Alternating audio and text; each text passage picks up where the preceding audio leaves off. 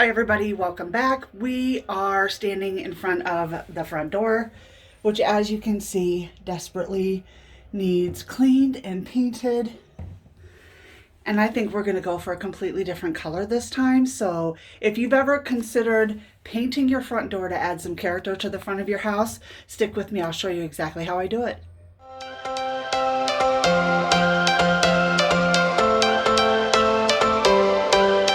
Every change has a reason, baby, let it come to you. Every soul, every season lives outside of status quo. If we stop believing we're meant to be, expanding our abilities. If the passion's gone, we are doing it wrong. Baby, you and I should start living now. With the whole world at our feet, we could stay or we could leave. There is nothing in between. This is a standard 6-panel steel door. If you have a beautiful wooden door, please refinish the wood, don't paint it. This is just a nondescript 6-panel steel door. It's a construction builder grade. It's on every unit in our townhouse development, so I like to paint it to add different colors to it. To bring a little something different to our particular entry, we added the screen door with corbels. It just gives it a little bit more, it's an easy update to a standard build that's throughout our entire neighborhood. I have scrubbed this down with Glass Plus 3 times, and now I'm going to let it dry. It's imperative that you get it completely clean and dust free. I'm going to do most of this video on voiceover. It's beautiful today. The garbage trucks are going through. The neighborhood kids are out playing in their yards. The dog is going to bark because the door is open, so the vast majority of this video is going to be a voiceover. But this is what I've done so far. I've prepped it. I'm not going to take it off the hinges. I will tape around the doorknob and the lock, and then I'll start painting. The tools I'll be using today are a small disposable paint pan, a paintbrush, and a small paint roller it's a trim roller that we already had in the house. I'll also be using some painter's tape, a flathead screwdriver to open the paint, and I'm using interior paint because that's what we have on hand and our entry is very sheltered. If your entry is exposed to severe weather, you'll want to use an exterior paint. And what I'm doing here is I'm getting inside all of the little details around the panel first, and you want to get into all of those little nooks and crevices, all of those crannies, get a nice amount of paint in there, not so much that it drips, but a good amount of paint so everything is covered. And then when you're done, when you get that area done, lay that off in a single stroke going in the same direction, and that eliminates a lot of those paint strokes. It eliminates the drips, and it gives you a really professional finish on your final product. You better turn up. You better be there when I shake. Watch me rocking if I can't stop. If I should fall, just go. Now I've got that edge completely painted. I'm going to lay off the paint all in one direction in a continuous stroke, and then I'm going to do the panel. You'll see me paint the inside of that panel, and you can use either a brush or a trim roller, and then you'll see I lay that off going in one single direction all the way as well. For the same reason, it just smooths the paint out, evens the strokes, and helps get rid of those brush strokes for a better finish. Go and catch me, baby.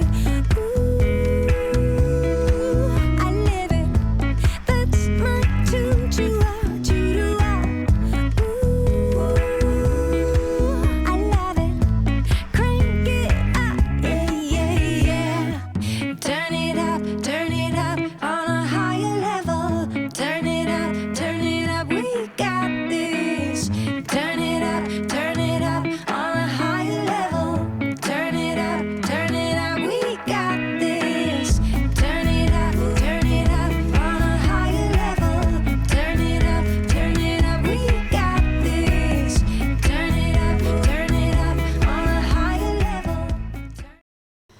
now that I've got the panel edges and trim in there, I'm going to start on the remainder of the door, and I'm going to use a roller for that.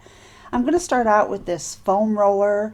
A foam roller is either something you have really good luck with or something that doesn't work out, and as you can see, this isn't going to work. It's laying the paint onto the door in a very random sort of way, not with any kind of even distribution, which means I'm going to have to push harder, which means I'm going to have drips and streaks, and that's the last thing I want on the front door. So I'm going to replace this foam roller with an actual traditional brush style roller that you would use on your house, and you can see that's going to put the paint on the door much more consistently and leave a better finish all the way around. And if you're going to do the job, you might as well do it correctly. Now, we do a lot of artistic painting and we do a lot of painting in the house, so everything we're using here today we already had. I didn't buy a single thing for this product, for this process I should say. But if you don't have this stuff in your house, skip the foam roller. If you're going to buy something specifically for this project, I would go straight for the small trim roller that's a brush style roller, just like you would use for your walls, and I would skip the foam brush entirely, because as you can see on this particular time it didn't work. Sometimes it does, sometimes it doesn't. This was a doesn't. Turn it up, we got this. Join in.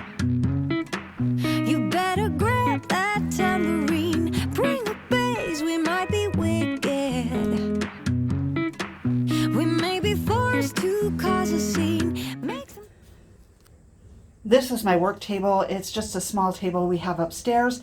My fan is usually on it, but I don't want it damaged, so I've taped some wax paper down, taped where the wax paper overlaps, so if I made a mess it didn't get onto the table itself. Now, since it's a little bit breezy and I'm waiting for the first coat on the door to dry, I've gone ahead and put these in a zip bag to keep them moist. If I were going to be not painting until tomorrow, I would seal these zip bags and put them in the refrigerator rather than clean the brushes. But if you're going to leave them out, like this one didn't work, so I'm not worried about it. I'm just going to throw it away anyway. But if you're going to have any time elapsed between painting, make sure you put your brushes and your paint inside a zippy bag, and that keeps it from hardening or drying and ruining your tools.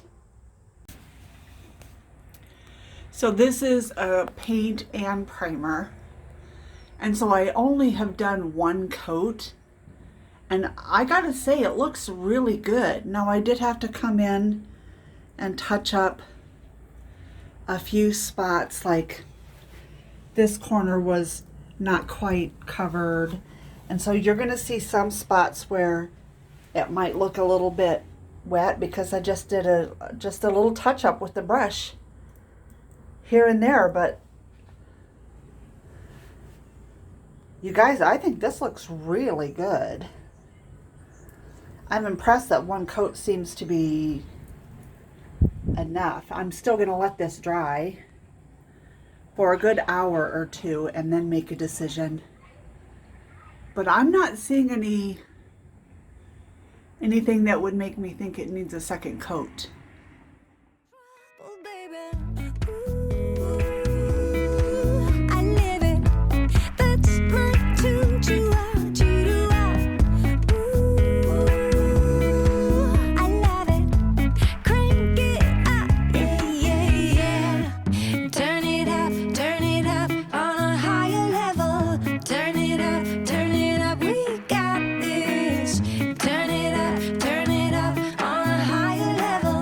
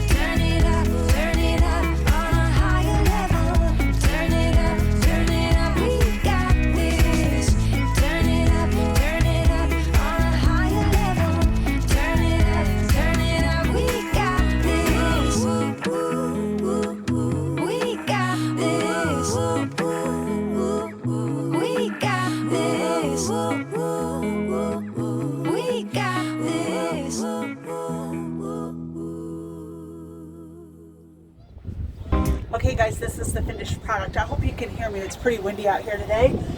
But the blue looks fantastic up against the storm door with all of the details. We got people driving by.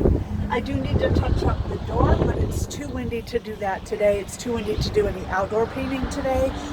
But this is the new entry to the front door, and I can't tell you how happy I am with it. I hope you guys enjoyed this how to paint your front door tutorial. Hit that subscribe button, give me the thumbs up. We'll talk soon, okay?